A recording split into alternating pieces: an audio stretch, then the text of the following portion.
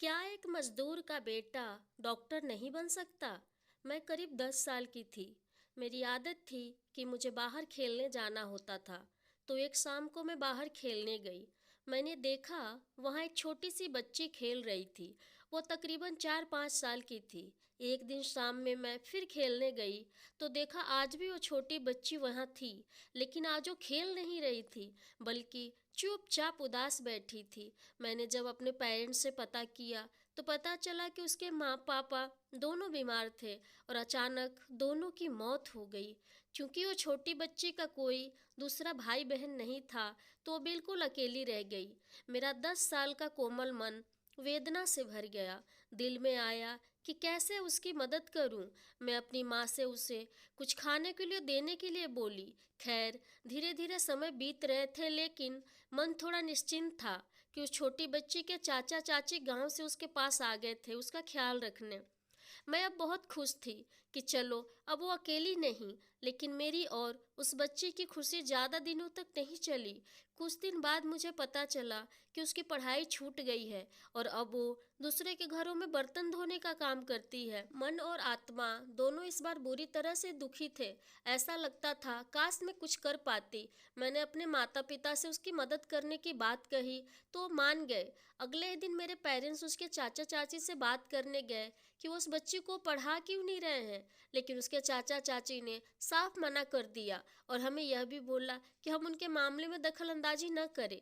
मेरे पेरेंट्स वापस आ गए। यह सब सुनकर मैं फिर से उदास हो गई। मैं बहुत छोटी थी, इसलिए शायद मैं उस बच्ची के लिए कुछ कर न पाई। शुरू में तो मन बहुत कचोटता था, लेकिन धीरे धीरे मैं इस घटना को भूलने लगी।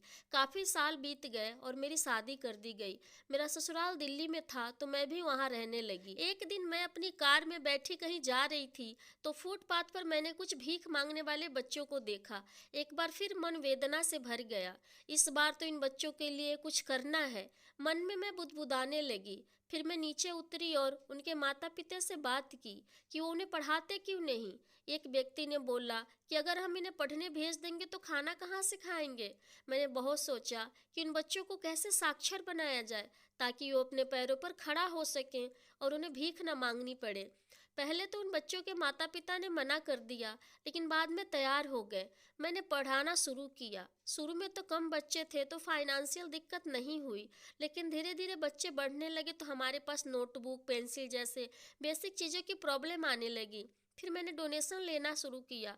इसमें हम पुराने नोटबुक, इस्तेमाल की हुई पेंसिल, आधी पेंसिल सब इकट्ठा करना शुरू कर दिए और बच्चों को पढ़ाने लगे। यह सब देखकर और भी लोग हमारी मदद को आगे आए और आज हम आसानी से बच्चों को पढ़ा रहे हैं। इसमें से बहुत सारे बच्चे बहुत तेज तर्रार है पढ़ने में और एक दिन जरूर डॉक्टर इंजीनियर बनेंगे। मेरे प्यारे दोस्तों, इस कहानी के माध्यम से मैं यही कहना चाहूँगी कि अगर आप किसी एक बच्चे की भी मदद कर पाए तो बहुत बड़ी बात होगी। अपनों के लिए तो हम सब जीते हैं, लेकिन मज़ा तो तब है जब हम उनके लिए जी जाएं जिनके लिए जीने वाला कोई नहीं है। अगर आपको यह कहानी पसंद आई होगी तो प्लीज़ लाइक करें, कमेंट करें, शेयर करें और अभी तक चैनल को सब्सक्राइब नहीं किया है तो सब्सक्राइब करें। आपका बहुत बहुत धन्यवाद।